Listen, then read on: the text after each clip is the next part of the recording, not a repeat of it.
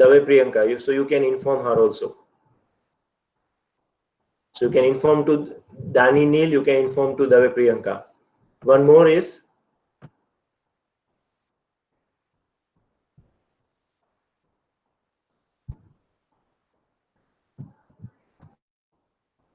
yes, Maliha Nan. So Maliha Nan, if she is here, what she did by mistake, she has submitted incorrect program. So that is the definition she understood is totally different. That is binary to decimal conversion and decimal to binary conversion. So that program is submitted as a different program. By mistake, she has submitted a different file. If Maliha Nan is here, so just you should do these things. You can do the minor corrections, right? And you can submit by mail to me. These three people: Dani Neil, Priyanka, and Maliha Nan. If you are present here. If you are present, you can also write in chat window. Right? Okay, so now we'll start with today's topic. We'll resolve the issue of left factoring. A non-terminal with two or more productions whose right-hand sides start with the same grammar symbols adds non-determinism to the parser. So here you can see the production of the form A produces alpha beta 1 or alpha beta 2, alpha beta n or gamma. So what we'll do is, because alpha is the common part in these productions, alpha is the common part in these productions, as you can see here, in this production we have a common element. So what we'll write in left factoring: non-terminal A produces alpha, will introduce a new non-terminal AR, and here there is no common element. Here there is no common element, so we'll write gamma as it is. Then for this new non-terminal AR, we'll write the remaining portion from this production. So our remaining portion is this beta 1, beta 2, beta n. So we'll write A of R, which is a non-terminal, produces beta 1 or beta 2 up to beta n. So this is how you can remove the issue of left factoring from the grammar. Because all this production rule starts with the same symbol, so it is difficult in the parsing that which is the right production. So here you can see the example: E produces T plus E, where T and E are non-terminals, T minus E or T. So you can see here that this is your T, which is our alpha, which is common in all these three productions. It is common in all the three productions. So in the parsing process, it is difficult to recognize which is the correct rule. Otherwise, we have to try all the three options one by one. So because to avoid such situation, what we'll do is we'll write like this: non-terminal E produces T and will introduce a new symbol ER. For this new symbol ER, we'll write the remaining portion. So remaining portion here you can see it is plus E. In this second it is minus E, and here in the third it is null. So we'll write like this: plus E, minus E, and null. So this null you can use also as a symbol. Now for this T produces F into T, where F and T are non-terminals. So you can see here that this F is the alpha. It is the common element between the two production rules of non-terminal T. So for that T, we'll write T produces FTR, FTR, and for this non-terminal TR, we'll write remaining portion. So it is multiplication T and null. It is multiplication T and null. And for F produces A, we'll write F produces A. This is how you can perform a left factoring. Also, you can see the impact of this left factoring here, that here we are using the terminal as only A. We want to derive, suppose, only A. So now, if I use a left factored grammar, we have E, then E will be replaced with T, E, R through a leftmost derivation. Then T is replaced with F, T, R, and we'll get F, T of R, E, R. Then for this F, we'll get small a. So we'll get small a, T, R, E, R. And then small a will replace T of TR with null. So we'll get 8 ER, and then we'll replace ER with null. So we'll get A. So if you use a left vector grammar, you can get a derivation easily. On the other hand, if we go for the actual grammar, then we have to do a trial and error, whether we should select T plus E, T minus E, or T. And then if we select T, then again we have non-determinism. Whether we'll select F into T or F. So if we select F, we'll get A. So if we perform a left vectoring, we can eliminate the non-determinism. We have one more example. S produces small I capital E, small t capital S, small e capital S. So basically it is a grammar for if, then, else statement, if expression, then statement, else statement. Another alternative is if expression, then statement, or A. So now you can see in this we have this common part IETS between the two. So it is the alpha, and this ES is the beta 1, and this is here beta 2S null, and this is the gamma. This is nothing but the gamma. So now here you can see we'll write S produces IETS, where E and S are non-terminals. We'll introduce a new symbol SR, and this A, which does not have a common element, it will be as it is. Then for this SR non-terminal, we'll write the remaining portion, that is beta 1 from here, and here beta 2 from the second non-terminal. So we'll get ES or null. So we'll get ES or null, because beta 1 is the ES, and here null from the second production, it is null. And this E gives B as it is, as there is no common element. So through this, we can reduce the non-determinism from the grammar. Now let us take one more example. We have S produces T dollar. S produces T dollar. Now from this T, we'll get, we have 4 productions here, within bracket T, then bracket T, then within bracket T and T, and only bracket. So now here you can see we have this common element, opening bracket, in all 4. So it is your alpha. This opening bracket is the alpha. So now what we have to do is we'll write alpha first. So we'll write S gives T dollar, and then for T we'll write opening bracket TR. For this we'll write opening bracket and TR, which is a new non-terminal. Now for this TR we'll write the remaining portion. So it is T closing bracket T, then T closing bracket T, and then closing bracket. So these 4 parameters are here: T closing bracket T, T closing bracket T, and only closing bracket. So we'll get this as a first level. Now still it is not complete. So now further if we consider, then here it is T dollar, which is alpha. Here also it is T closing bracket. This is alpha 1, this is alpha 2, alpha 1.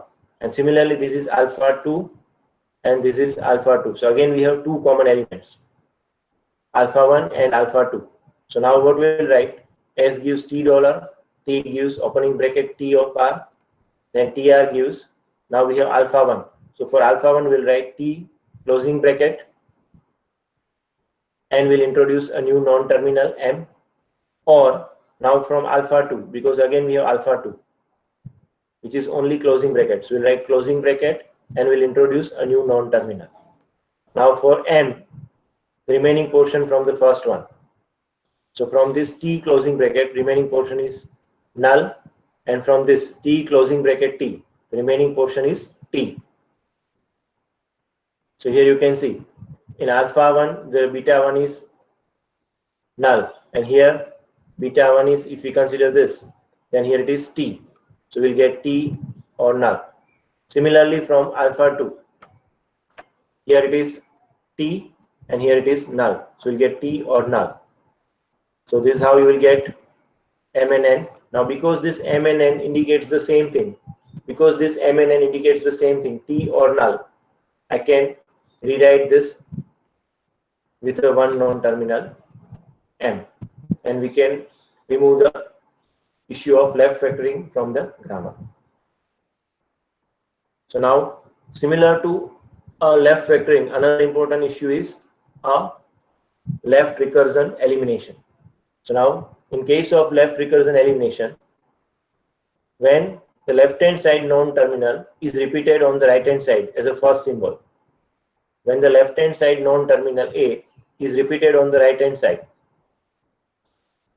when the left-hand side non-terminal A is repeated on the right-hand side with as a first symbol, then we'll get this kind of a derivation tree. A, from that we'll get A alpha, from that we'll get A alpha alpha. So it is like this. So this will never end because always we are getting a non-terminal. So this grammar we cannot use in any parsing process. This will go into infinite loop. So now in this case, what we have to do is we have to write like this. For A, now this beta and gamma does not have a left recursion. This beta and gamma rules are not suffering from left recursion issue. So we'll write beta and AR will introduce a new non-terminal, and gamma, because it is also not suffering from left recursion. So we'll write gamma will introduce a new non-terminal AR here. And now for this AR, we'll write alpha, the remaining portion of this. So we'll write alpha AR, and from this we'll write delta AR, and then null. Why null? Because it is always there to complete this non-terminal, because always it is giving us AR. From A we'll get something like this, beta AR. Then from beta AR, we'll get something like this, alpha AR. So always we are getting AR here. So to terminate this process, we require this null. So this will produce the same grammar as the original one, but it does not have a left recursion issue. So it can be parsed by the parsing process. So now here you can see the example. E gives E plus T. So we have E. This gives us E plus T. Now for this E plus T, we are getting this again E plus T. So you can see we are getting the issue of infinite loop. So now what is the thing, that if I replace at the end this non-terminal E with this T, we are getting this kind of thing, T plus T plus T. So you are getting T and then repetition of plus T plus T plus T plus T many times.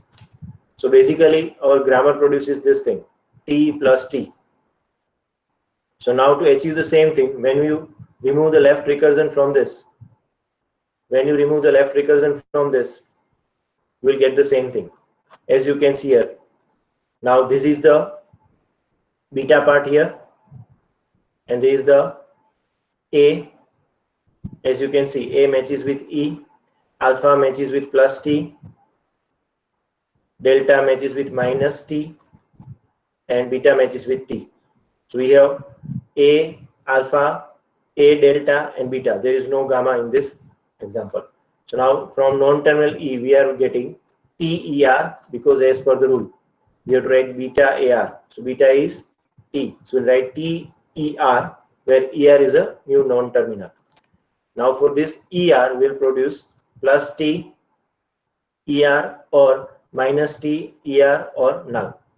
So this is the remaining portion, that is alpha ER, beta ER, and then null. So now if I derive the string, it will give me the same string. E gives T ER. Now for this ER we'll write plus T ER. Now for this plus T, again ER. So for ER I can write plus T ER or minus T ER as per the need. Then we'll get plus T, and then finally null. So you can see we are getting the same pattern, T plus T plus T, if we remove the left recursion. So by left factoring or left recursion, we are not changing the grammar. It generates the same set of strings. as the existing grammar. So it will not change the grammar at all. It generates the same language. So now let us see one more example. And why we are using the word immediate left recursion? Because you can clearly visualize the left recursion here. That S and S, it is clearly visible. So it is immediate left recursion. It is not indirect. It is directly visible. So now here if I compare, S is the non-terminal. This is my A. This is A and this is alpha and this is beta. So now we'll write from non-terminal S, we'll write beta. So it is 0, 1. We'll introduce a new non-terminal SR. And for this new non-terminal SR, we'll write the remaining portion alpha. So it is 0S, 1S, alpha, SR, and null. So this is how you can eliminate the left recursion from this grammar, which is showing immediate left recursion. So now let us take one more example. Here also you can see a left recursion. In this, there is no left recursion. You can see. Now for this, we have a left recursion. L produces L comma S or S. So here you can clearly see the left recursion. So this will be as it is. S produces within parenthesis L or A. And L produces, now here it is the, if I compare, this is A, this is A, this portion is alpha, and this is, I can say, beta. So now we are getting L produces S, that is beta, LR. LR is a new non-terminal.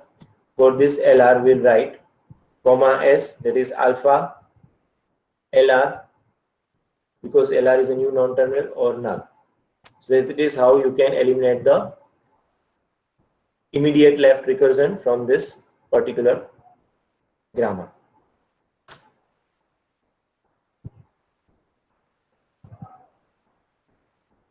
Let us consider this example now. S produces A. There is no left recursion. Now from here, you can see A gives A, D, or A produces AE. So this is indicating a left recursion issue. So this is acting as beta, this is acting as gamma. So now what we'll write? S produces A. Now for non-terminal A, we'll write beta AR. AR is a new non-terminal. So A produces beta AR, then gamma AR. So it is gamma AR. And for non-terminal AR, we'll write the remaining portion from this. So it is D AR. From here it is E AR, and then null. Now for non-terminal B, there is no left recursion. It is small b, it begins with small b, so it will be as it is. This is how you can eliminate the left recursion from the grammar. Now let us take one more example. Here we have a left recursion, A and A. Here also you can see A. Here we have a left recursion in the second rule also. So now for the first rule, if I compare, it is A gives A alpha, and here it is beta. Similarly over here it is A alpha 2. So now as per the rule, A gives beta, so beta is A, small a. So we'll write non-terminal A produces small a. We'll introduce a new non-terminal AR. For this new non-terminal AR, we'll write the remaining portion, alpha 1. That is capital B, small d, alpha 2. So it is capital B, small d, AR. Then for this, we'll write alpha 2 AR. So it is small a and AR, small a and AR, which is a non-terminal, and then null. Now similarly for the non-terminal B, we have, this is A alpha or beta. If I compare, then beta, So beta is small b, so we'll write small b. We'll introduce a new non-terminal Br. Now for this non-terminal Br, we'll write a remaining portion alpha. So it is E, and then Br or null.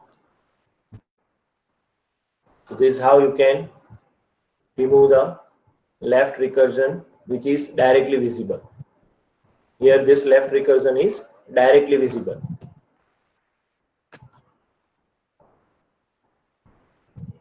Now let us consider the interesting issue, indirect left recursion. Indirect left recursion. So now any query up to this? Yes, any query up to this? Any query in left vectoring and direct left recursion? If you have any query. Is the left vectoring and direct left recursion? How to eliminate? Is it clear?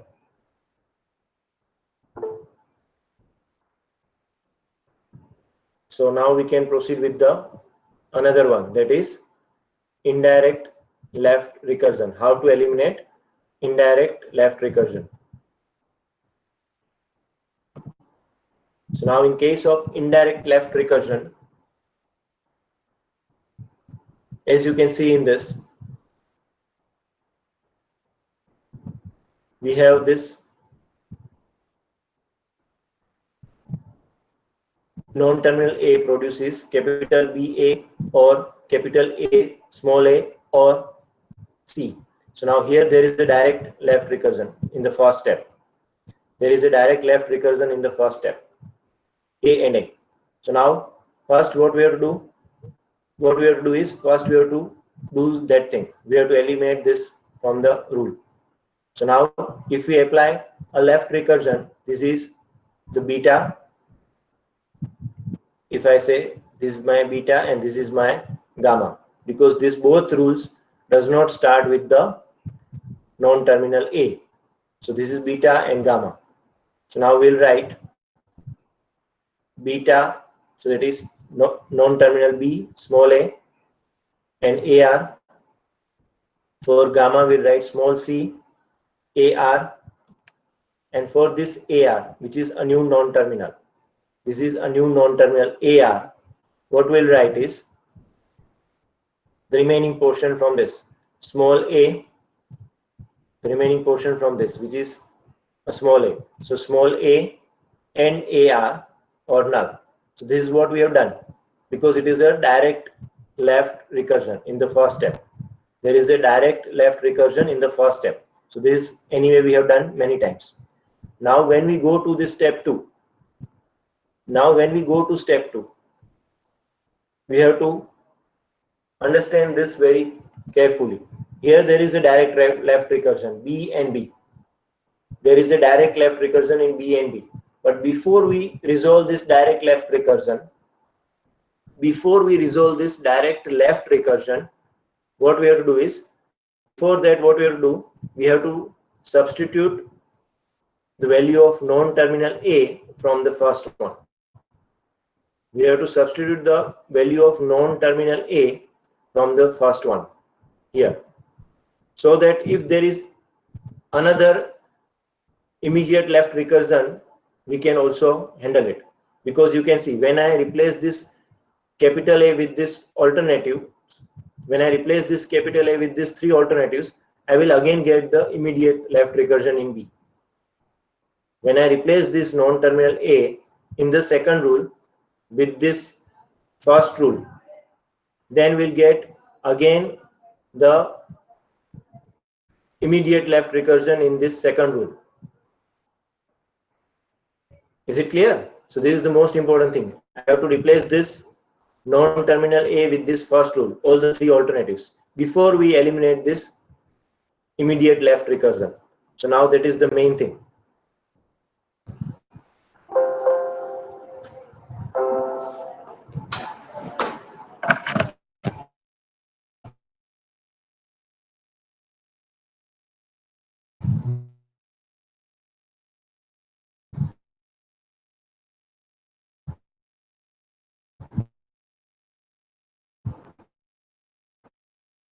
Is it clear? Is it clear now? So now let us see here that this is what we have done. Now for this BD, capital B, small b, it will be as it is.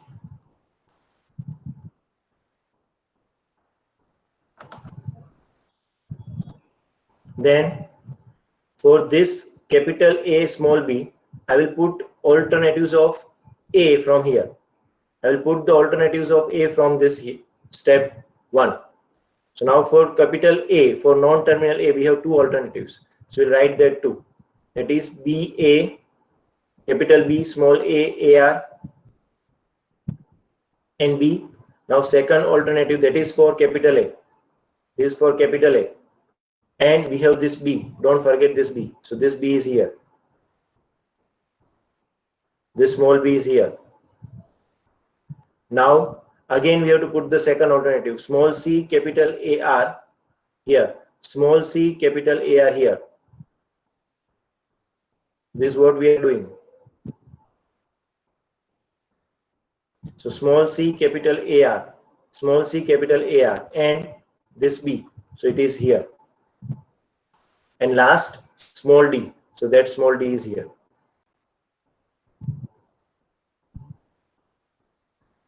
And this small b, which is here.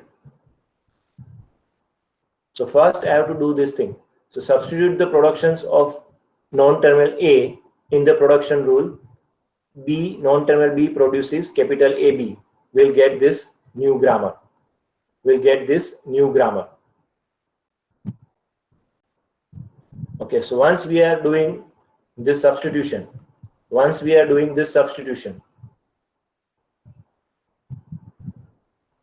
clear? Then what we have to do is we have to apply the main step. That is the step number 3. So this is what we have obtained.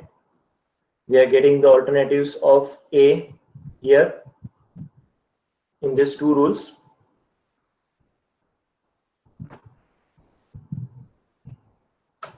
Okay, now what we have to do, we have to eliminate the immediate left recursion. Now you can see from non-terminal B, we are producing capital B, small b. From this non-terminal B, we are producing capital B, small a, non-terminal AR, small b. Here there is no immediate left recursion. So this is acting as beta, this is acting as gamma. So we have two immediate left recursion in this particular case. So now for that, the first rule, non-terminal A produces non-terminal B, small a, capital AR, or C, non-terminal AR as it is.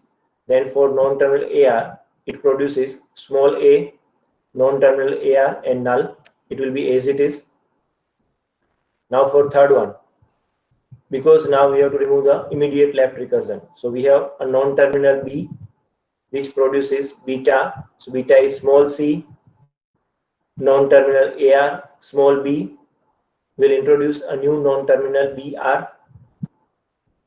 And for gamma, we'll write small d, non-terminal BR. And for this non-terminal BR, we'll write the remaining portion from the first and second. So from the first one, remaining portion is small b. The remaining portion is small b, so we'll write small b, non-terminal BR. From the second production, which is suffering from a left recursion, we'll write the remaining portion. This remaining portion is small a, non-terminal AR, small b, small a, non-terminal AR, small b, and then BR, and then we'll write null. So this is how you can complete the elimination of indirect left recursion in the following steps. So first thing is you have to check in the rule 1. In the rule 1, what we have to do is we have to check that is there any immediate left recursion for rule 1. If there is immediate left recursion in rule 1, we have to apply that. This is applicable to rule number 1. Now, when you reach to rule number 2, what you have to do, you have to check, is there any possibility of substitution to get more immediate left recursion? So here you can see that we can substitute rule 1 because we have already gone through rule 1. Is it clear? When you are in rule 2, we have already processed rule 1. So you can use information of rule 1 in rule number 2. What I have done, that we have already processed rule number 1. So now I can use the information in rule 1 in the rule number 2. So once we are getting this kind of substitution possible in rule 2, then we'll do that substitution and we'll get this kind of output. And once substitution is over, now you can apply to rule number 2, the rule of how to eliminate the immediate left recursion, and you will get the solution. So if I summarize this procedure in the form of algorithm, so it is like this. We have a grammar with ordered non-terminus.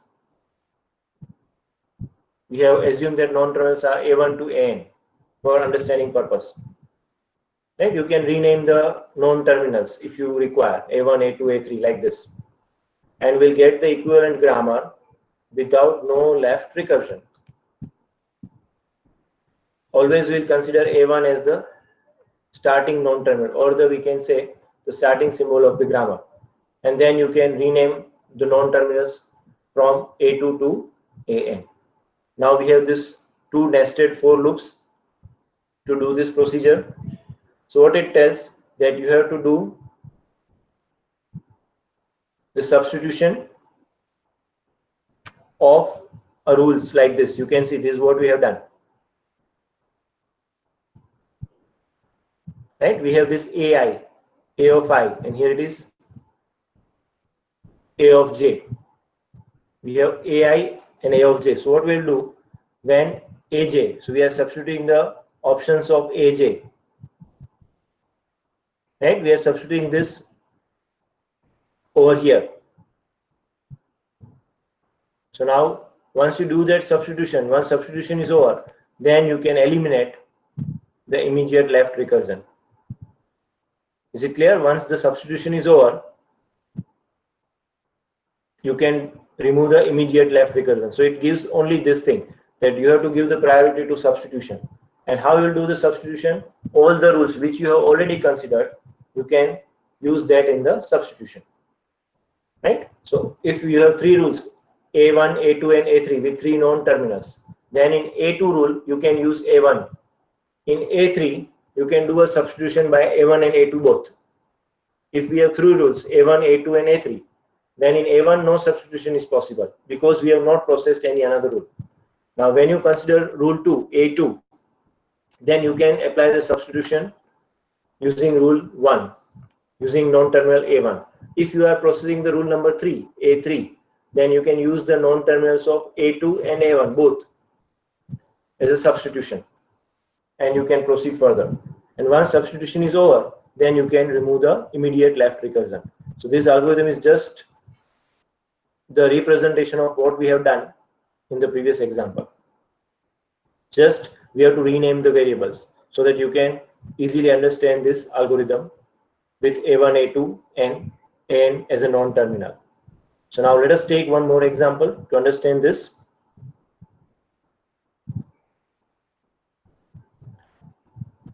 We'll apply the algorithm so that you can understand clearly. Now A1 produces A2, A or B or null. So here you can see that we have used a grammar with this kind of renaming. This is just for understanding purpose of the algorithm. Otherwise you can use AB as a non-terminal or whatever non-terminals are given to you. So A1 produces A2A or B or null, and A2 produces A2C or A1D. So now in the A1, when you are processing the A1, you can see there is no recursion of any form because A1 produces A2A or B or null. So there is no left recursion. As there is no left recursion, for I equal to 1, you don't have to do anything because there is no left recursion. Now when you go for step number 2, I is equal to 2 in the for loop, as you can see here. For I equal to 1, you don't have to do any processing because it is the first rule. Now, when you consider I equal to 2, at that time we have to consider j equal to 1 because only one rule is available with us. Because we have only one rule is available with us. Because I is 2, so j will go up to 1. You can use only rule 1 for substitution. So now here you can see in the rule number 2 we have this production A2 produces A2C. A2 produces A2C, which is showing the immediate left recursion. But A2 produces A1D. A2 produces A1D. So here there is an indirect left recursion. Here there is an indirect left recursion. So now we have to substitute the options of A1 into this rule. We have to substitute the options or alternatives of non-terminal A1 into this rule. So as a result, what we'll get? We'll get A2 produces A2 AD because we have A2A as a first option. We have the first option as A2A, as you can see here. So now A2A will be here, A2A and D, because last is D. So you have to append D in all. So A2A and D. Then here it is B. So B will append D with it. So we'll get BD. We have null and we'll append D with it. So we'll get D. Because you are appending null. Is it clear? You have the third alternative as null. You have the third alternative as null. So because of this null will be placed over here in A1.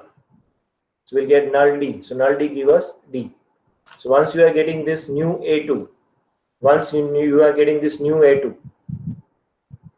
So now final A2 will be like this. A2 gives A2C. The first rule will be as it is, no change. And now for this A1D, instead of this A1D rule, now we have three different alternatives. For this A1D rule, we have three alternatives.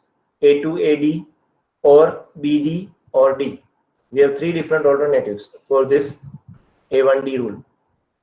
For this A1D, we have three alternatives over here. So this is the new A2. So now you can see, once we are doing this step, as per the algorithm, as the algorithm indicates, we have to eliminate the immediate left recursion. Once you come out of this loop,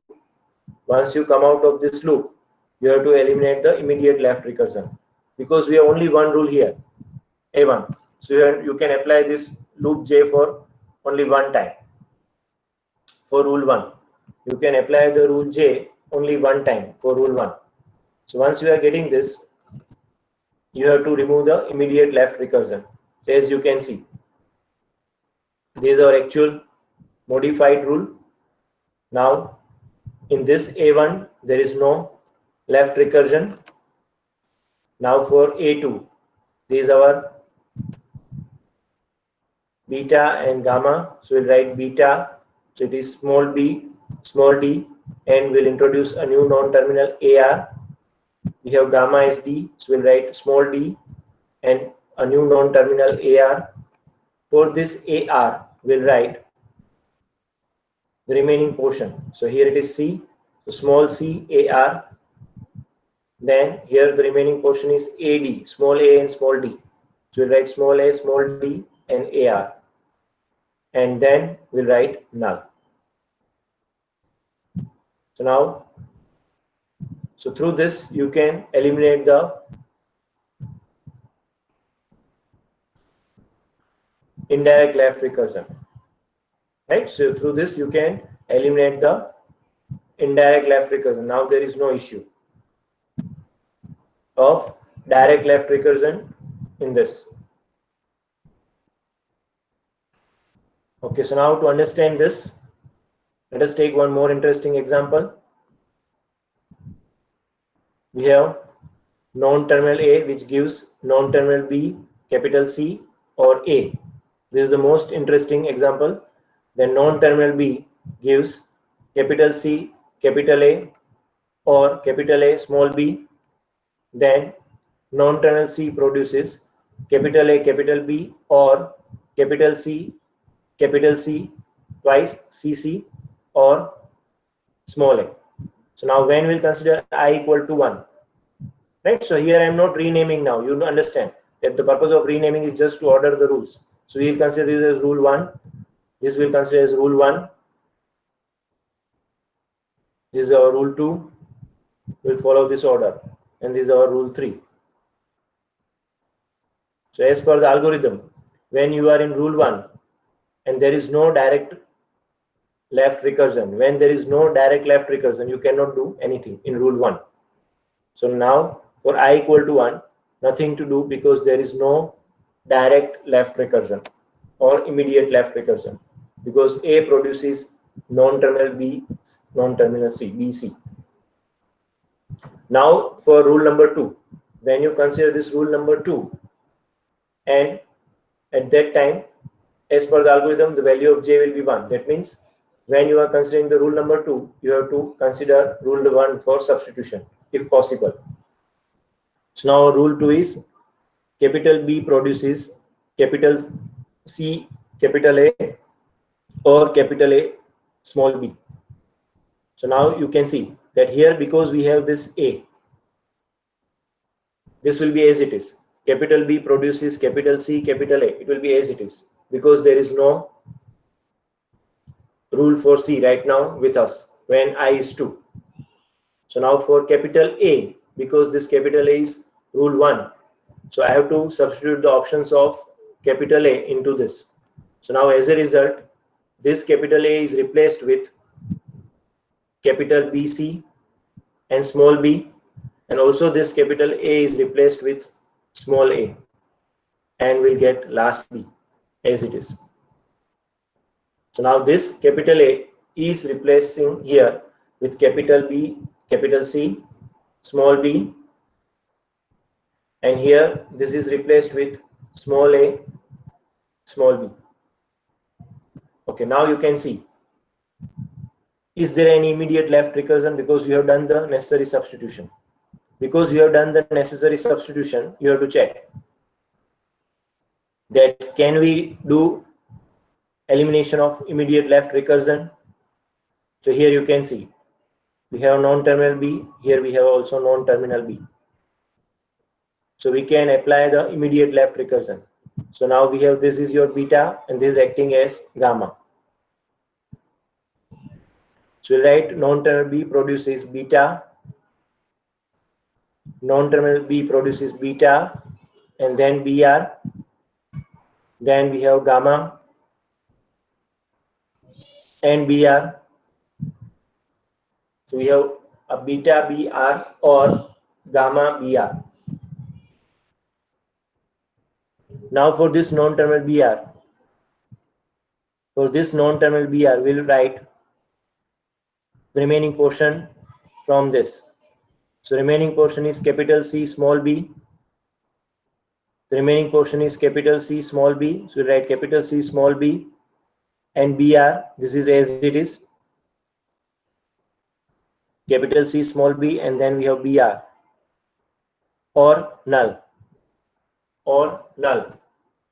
This is how you can remove the immediate left recursion. So once you do the substitution of rule number 1 into rule number 2, if we are getting the immediate left recursion as per the algorithm, we have to remove that immediate left recursion. Then we have to proceed for the next step. So now let us go for the third step. So now, as you can see in the third step, when I becomes 3,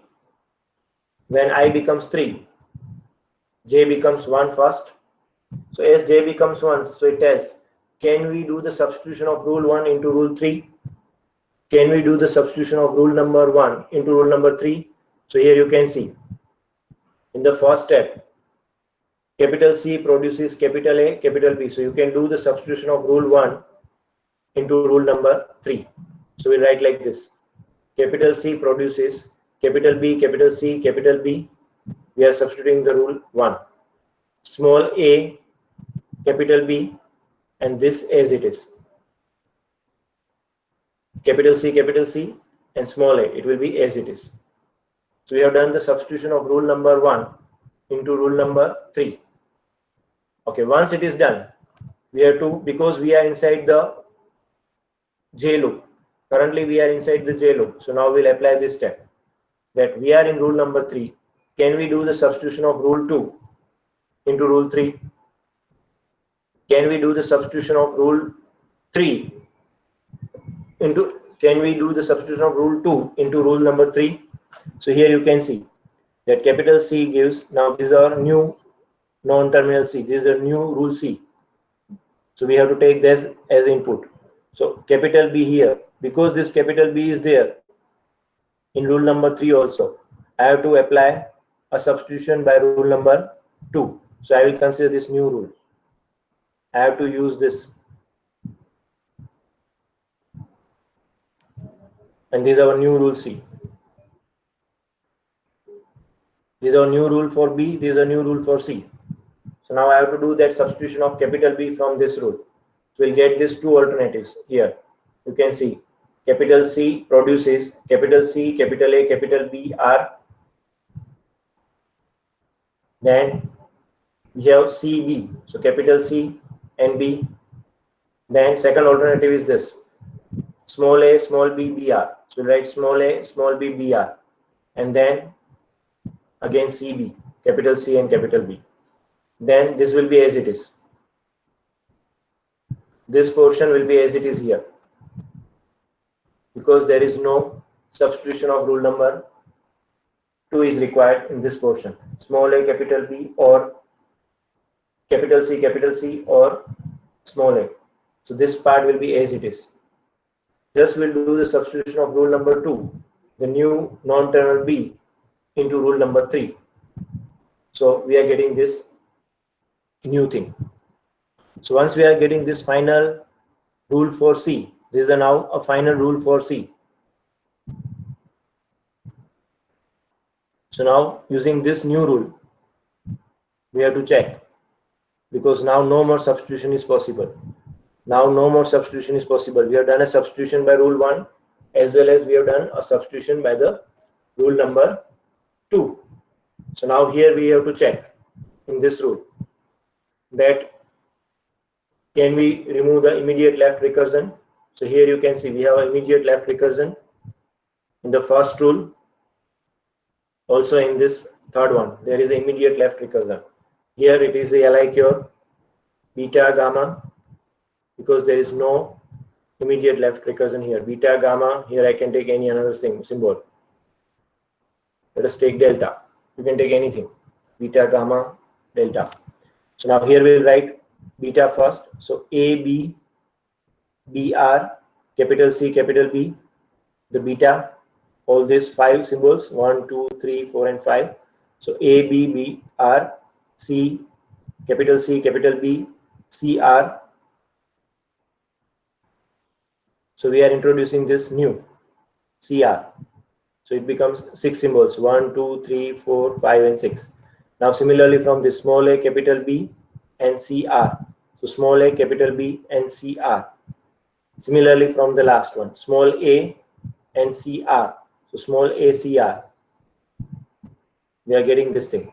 And now for CR, we'll write from the remaining portion of this left recursive rules. So from this we'll write the remaining as capital A, BR, C, capital B. So capital A. So this portion will write capital A, BR, capital C, capital B. And we'll write CR. From this, C is already there. So now remaining portion is also C. So capital C and CR and none. This is how you can eliminate the indirect left recursion if we have 3 rules. So first what we have to do, we have to consider rule number 1, and from rule number 1, if there is immediate left recursion, you will eliminate. Otherwise, you will directly go to rule number 2. In rule number 2, we will check, can we do a substitution by the rule number 1? So here the answer is yes in this example. So we'll do the substitution of rule number 1 into rule number 2. Once we complete the substitution, then we'll apply immediate left recursion in rule number 2. Okay. Once it is done, then we'll go for rule number 3. Once you go to rule number 3, we'll check, can we do the substitution of rule 1 into rule 3? Is it possible? So here the answer is yes. We can do the substitution of rule number 1 into rule number 3. Okay, then we have to check, can we do the substitution of rule number 2 into a modified rule 3? Because through a previous substitution we have done a modification. So now we have to check that can we do a substitution of rule number 2 into this modified rule number 3? If the answer is yes, we have to do that substitution also. Once you complete this, both the substitutions, so all the substitutions will be given a priority over immediate left recursion. Right? All the substitutions are given a priority over immediate left recursion. So once you do that procedure, then whatever final modified rule 3 you are getting here, after doing a substitution by rule 1 as well as by rule number 2, then you have to apply immediate left recursion. You have to apply the immediate left recursion on rule number 3. So this is how you can go a step by step to eliminate the indirect left recursion. Yes, any query up to this? Any query up to this? Are you getting this things? How to eliminate the immediate left recursion, how to eliminate the indirect left recursion. Is it clear? So basically what we have done so far is we have focused on how to resolve the issues with the grammar. We have focused on how to resolve the issues with the grammar. And once it is done, then and then we can perform the actual top-down parsing procedure. So now here you can see that now we'll start our main topic, that is a top-down parsing.